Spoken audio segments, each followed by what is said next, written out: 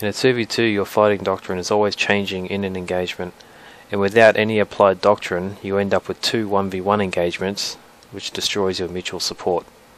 To succeed in a 2v2, it's best to manage your tasks while being able to overload the bandit tasks. These tasks involve the flying, shooting, and maintaining situational awareness on the two bandits. Because when a pilot is overloaded, they sacrifice time on one task for more time in another. Before we start, I need to emphasize that you should watch how I'm tracking these aircraft. It's really important to keep tally on both bandits and your wingman at the same time. This 2v2 is an example of how you can transition between loose and double attack, and it also shows a disadvantage of these tactics. Okay, so I'm above two false D3s, preparing to dive on one, while my wingman is in position behind me and high. So I take my first shot. So I pull up and I'm now the free fighter, while my wingman's coming down to be the engaged fighter. And I'm just going to sit up here and defend him, which puts us into a double attack style doctrine. And there goes my wingman for his pass as the engaged fighter. We're trying to break down the mutual support that these two have for each other by doing what I mentioned before with the overloading, by coming at them from different directions and changing the target we're going for. We leave them pretty confused as to who they have to go for and how to support each other. So I'm going to pass right now, take the shot, roll out and pull up, and I see my wingman is going down for a shot on the bandit attacking me. So I'm pulling up, I'm watching his 6. Okay, so I see a false coming over, so I act threatening towards him, and he'll pull off my wingman. Then my wingman's coming down for another pass. As you can see, it's really reliant on making sure you know where your wingman is relative to the bandits, because the last thing you want to do is to leave a bandit with an open shot on your wingman. As you can see, the two falses are fixated on the SE5. This essentially puts them in a fighting wing style of fighting. And as you will see, it doesn't really work out very well when you use fighting wing against two independently operating aircraft. Because while they're both focused on my wingman, I can come in for a shot on both. The second sees me, but the first doesn't react fast enough, so I get a shot. And then as soon as he turns, my wingman comes back around. And now we're back to where we started. As you can see, our wingman and I haven't been in any real danger so far, because we've been overloading their situational awareness and they don't really know what to do. So they start firing flares to attract more attention. Okay, so in support of my wingman, I come down on the bandit that's threatening to him, force a maneuver, then pull off, and then my wingman comes down to exploit that for a shot. I really can't stress it enough that you have to pay attention to what your wingman is doing, that way you don't need to communicate. So rolling over on this bandit here, take a shot, and he's down, so now we're down to a 2 versus 1 engagement, so we'll work on isolating this bandit. So as we both pass, we fly in opposite directions in order to sandwich the bandit between us, just like in a dragon bag. Okay, so now with him sandwiched, we can turn back around, and I see D7 coming into the SE, which he collides with unfortunately, so all that's left for me to do is do a single pass on the D7 here, take the shot, and then extend out of his line of sight.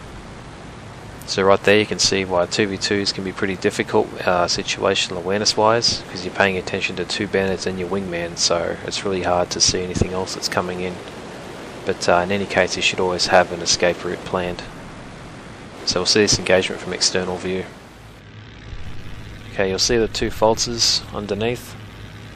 My wingman is on the right hand side positioning, while I'm on the left here going for the dive.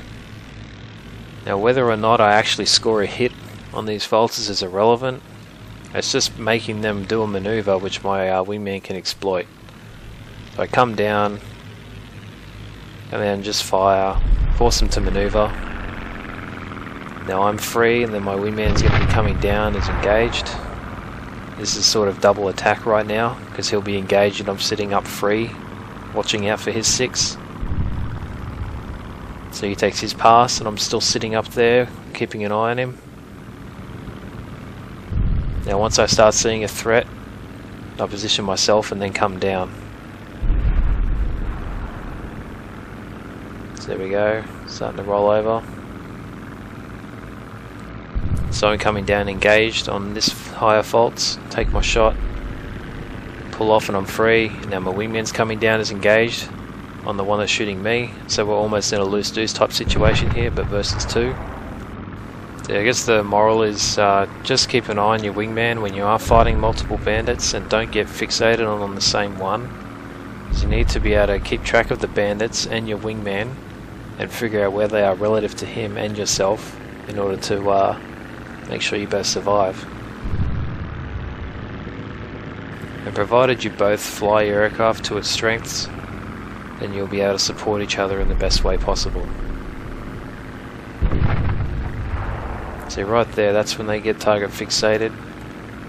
That's pretty much turns where it starts to go wrong for them.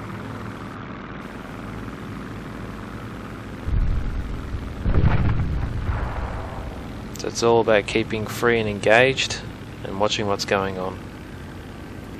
If you lose situational awareness on a bandit, then you need to regain it fast or else you'll be in trouble.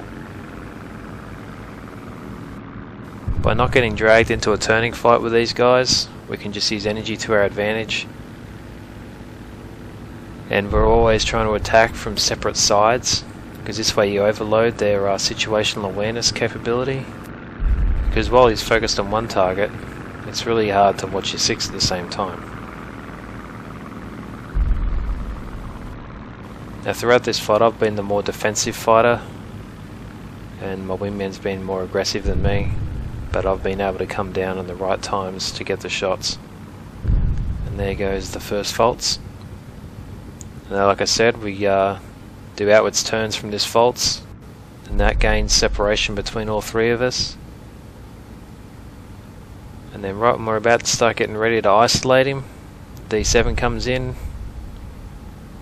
and collides, which is a shame, but just a fact in this game. Because going 1v2 against 2 bandits that are co-op with you is pretty difficult, so I just choose the easy option here and run away. But hopefully that gives some insight into 2v2 engagements and some of the drawbacks you can come across while doing it.